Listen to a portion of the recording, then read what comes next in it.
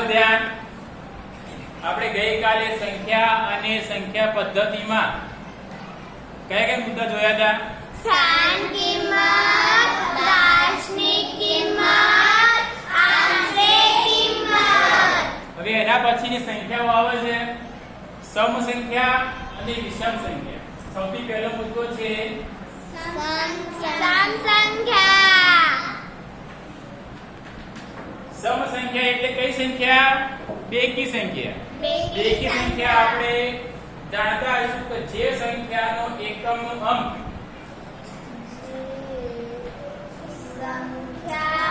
આપણે ખાલી એકમનો અંક યાદ રાખવાનો છે. આપણે આખી વ્યાખ્યા યાદ રાખવાની કોઈ જરૂર નથી. ખાલી સમજવાની છે, પણ ખાલી એકમનો અંક યાદ રાખવાનો. એકમનો કયો હોવો જોઈએ?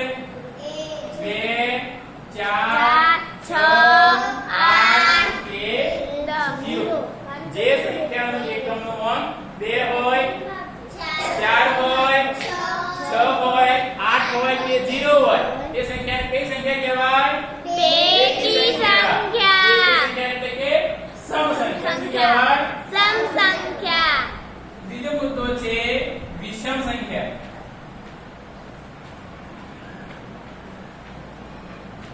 એમાં એકમનો કયો હોવો જોઈએ? 1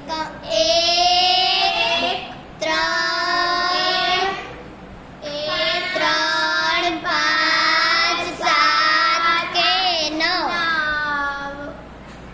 જે સંખ્યાનો એકમનો અંક 1 હોય, 3 હોય, 5 હોય, 7 હોય કે 9 હોય, એ સંખ્યાને કઈ સંખ્યા કહેવાય?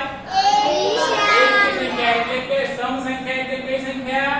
બેકી સંખ્યા. બેકી સંખ્યા. અને વિષમ સંખ્યા હોય તો એકી સંખ્યા. માત્ર આપણે એકમનો અંક યાદ રાખવાનો છે. શું યાદ રાખવાનું છે? એકમનો અંક. એકમના અંકના આધારે આપણે કહી શકીએ કે આ સંખ્યા એકી છે કે બેકી છે. હું અહીંયા 4 5 સંખ્યા લખું છું, તમારે મને જવાબ આપવાનો છે કે એકી સંખ્યા કહેવાય કે બેકી સંખ્યા. જેને આપણે ખાલી હાથ ઊંચો કરશે 318 એને કઈ સંખ્યા કહેવાય? એકી સંખ્યા કહેશું કે બેકી સંખ્યા કહેશું? બોલો પાછળ બોલો. બેકી સંખ્યા. આપણે યાદ શું રાખવાનું છે? એકમનો અંક. એકમનો અંકના આધારે આપણો જવાબ આવડી જાય. આમાં કોઈ ગણતરી કરવાની છે નહીં. એકમનો અંક 8 છે, 8 એ બેકીમાં આવે છે. એટલે આ સંખ્યા કઈ સંખ્યા કહેવાય? બેકી. 315 એકમનો અંક જુઓ અને એના આધારે સંખ્યા નક્કી કરો કે કઈ સંખ્યા કહેવાય? બોલો. એકી સંખ્યા. સરસ. 5 એકમનો અંક છે તો એને કઈ સંખ્યા કહેવાશે? એકી સંખ્યા. તો આપણે આ રીતે સમ સંખ્યા એટલે કે બેકી સંખ્યા, જે સંખ્યાનો એકમનો અંક 2 હોય, 4 હોય, 6 હોય, 8 હોય કે 0 હોય, એ સંખ્યાને કઈ સંખ્યા કહેવાય? બેકી સંખ્યા. અને વિષમ સંખ્યા કયું હોય તો એકમનો અંક 1 3 5 7 કે 9. આમાં જો કોઈ અંક હોય એકમમાં તો એને કઈ સંખ્યા કહેવાય? વિષમ સંખ્યા, એકી સંખ્યા. બરાબર. એના પછીનો બીજો મુદ્દો છે આમાં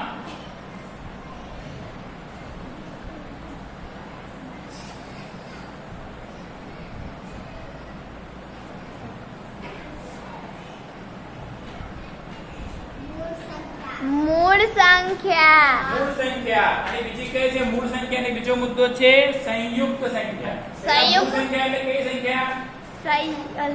અવિભાજ્ય સંખ્યા. અવિભાજ્ય એ શબ્દને આપણે ખાલી અલગ કરીએ તો ખબર પડી જાય કે જેના અવિભાજ્ય, જેને ભાગી ના શકાય એ ખબર પડી. હવે કોના વડે ભાગી શકાય અને કોના વડે ના ભાગી શકાય એ આપણે જોઈએ.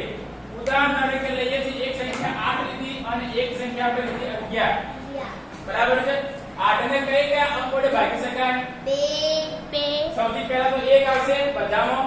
તે પહેલા 1 આવશે, પછી 2 વડે ભાગી શકાય, પછી 4 વડે ભાગી શકાય, પછી 8 વડે. સરસ.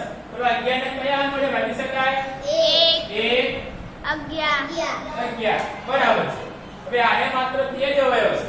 એક એ સંખ્યા પોતે અને 1. બરાબર. બીજું ઉદાહરણ લઈએ આપણે 20 17. તો 20 ને કઈ સંખ્યા વડે ભાગી શકાય? 1 2 4 4 20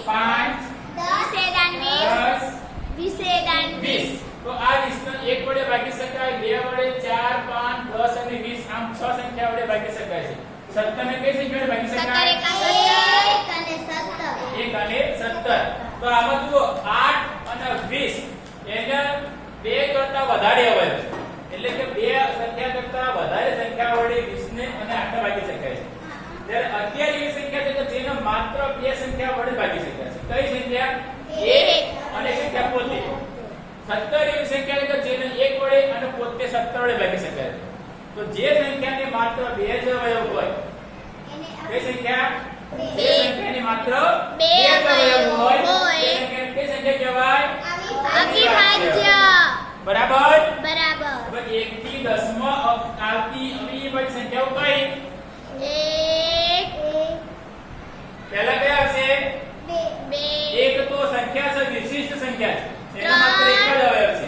સૌથી પહેલા 2 આવશે, પછી 3, પછી 4, પછી 7, પછી 11, પછી 13, પછી 17. જેમ જેમ આપણે આગળ જઈએ એમ એમ અવિભાજ્ય સંખ્યાઓ આવી જાય છે. 17 પછી 19 આવશે, પછી 23 આવશે, પછી 29 આવશે, પછી 31 આવશે, પછી 37 આવશે. એમ જેમ જેમ આપણે આગળ જઈએ એમ અવિભાજ્ય સંખ્યાઓ આવી રહી છે. ઓકે. એના પછી બીજો મુદ્દો છે સંયુક્ત સંખ્યા. સંયુક્ત સંખ્યા. બીજો મુદ્દો કયો છે? સંયુક્ત સંખ્યા. એને કઈ સંખ્યા કહેવાય? વિભાજ્ય.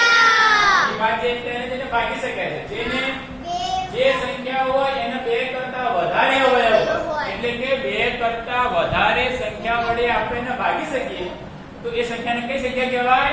વિભાજ્ય. એટલે કે તમે એક 5 લખ્યા અને એક 9 લખ્યા તો 5 ને કઈ સંખ્યા વડે ભાગી શકાય?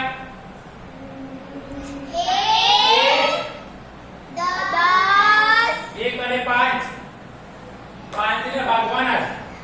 તો 1 અને 5, 5 ને 1 વડે ભાગી શકાય, 5 ને 5 વડે ભાગી શકાય. એના સિવાય બીજી કોઈ સંખ્યા વડે ભાગી શકાય નહીં. 9 ને ભાગવા હોય તો 1 વડે ભાગી શકીએ, 9 વડે ભાગી શકાય અને 9 વડે ભાગી શકાય. તો આને કેટલા અવયવ છે? 3. આને કેટલા અવયવ છે? 2. એટલે જે સંખ્યાને 2 કરતા વધારે અવયવ હોય એને કઈ સંખ્યા કહેવાય? વિભાજ્ય. અને જે સંખ્યાને 2 અવયવ હોય એ અવિભાજ્ય. ખબર પડી જાય? તો આ સંખ્યા લખું છું 2. એમાં તમારે મને કહેવાનું છે કે એમાંથી વિભાજ્ય સંખ્યા કઈ છે અને અવિભાજ્ય. તમારે વિચારવાનું છે, ઉતાવળ કરવાની નથી. એક સંખ્યા લખું છું 27, બીજી સંખ્યા લખું છું 31. અમે 31 કઈ સંખ્યા છે? વિભાજ્ય. અવિભાજ્ય. અવિભાજ્ય. 31 કઈ સંખ્યા છે? અવિભાજ્ય. અને 27 કઈ છે? વિભાજ્ય. 31 અવિભાજ્ય છે. એનું શું કારણ? તેને 2 જવાય છે. એને માત્ર 2 જ અવયવ છે, 1 અને 31. 27 વિભાજ્ય સંખ્યા છે. એનું શું કારણ? તેને 2 કરતા 2 કરતા વધારે અવયવ છે. કેમ કે 1 વડે ભાગી શકાય, 3 વડે ભાગી શકાય, 9 વડે ભાગી શકાય અને 27 વડે ભાગી શકાય છે. તો ખબર પડી ગઈ? જે સંખ્યાને 2 જ અવયવ હોય એને કઈ સંખ્યા કહેવાય? અવિભાજ્ય. જે સંખ્યાને 2 કરતા વધારે અવયવ હોય એને શું કહેવાય? વિભાજ્ય. જે સંખ્યાનો એકમનો 2, 4, 6, 8 કે 0 હોય એને કઈ સંખ્યા કહેવાય? બેકી સંખ્યા. જે સંખ્યાનો એકમનો 1, 3, 5, 7 કે 9 હોય એ સંખ્યાને કઈ સંખ્યા કહેવાય? એકી સંખ્યા. સરસ. તો એના પછી આગળ જોઈએ હવે.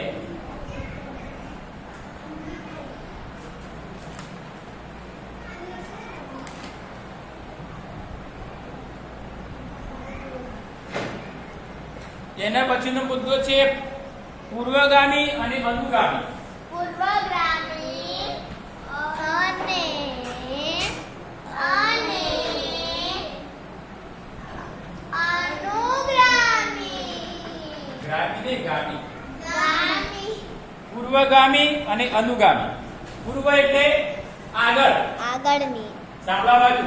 પૂર્વ એટલે આગળની સંખ્યા, અનુ એટલે પાછળની સંખ્યા. પૂર્વગામી એટલે આગળની સંખ્યા. અને અનુગામી એટલે પાછળની સંખ્યા. આગળની જગ્યાએ કોઈ પણ સંખ્યા આપી હોય એમાંથી એક ઓછો કરીએ એટલે આગળની સંખ્યા મળી જાય. ખબર પડી? ધારો કે 7 છે, 7 ને આગળ કેટલા આવશે? 6. કેટલી ખબર પડી? 7 માંથી એક ઓછો કરો 6 આવી જાય. કોઈ પણ સંખ્યા હોય ચલો 199 એના આગળ કેટલા આવશે? 198.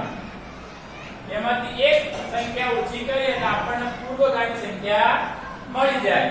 અનુગામી એટલે કઈ સંખ્યા? પાછળની સંખ્યા. જે સંખ્યા આપે છે એમાં +1 એટલે કે એક ઉમેરીએ તો આગળની સંખ્યા મળી જાય પાછળની. ચલો અહીંયા જુઓ 192 પછી કેટલા આવશે? 999 પછી કેટલા આવશે?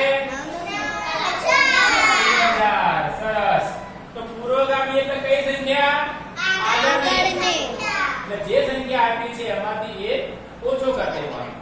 અનુગામી એટલે કઈ સંખ્યા? પાછળની. એના પછી કેટલા આવે? 3 હોય 3 પછી કેટલા આવે? 12 પછી કેટલા આવે? 50 પછી કેટલા આવે? એને શું કહેવાય? અનુગામી એટલે કે પાછળની સંખ્યા છે. એના પછીનો મુદ્દો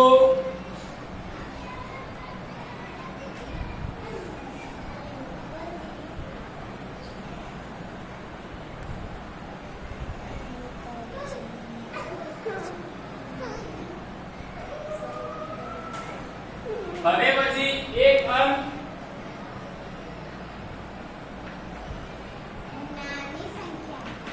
નાની સંખ્યા અને મોટી સંખ્યા.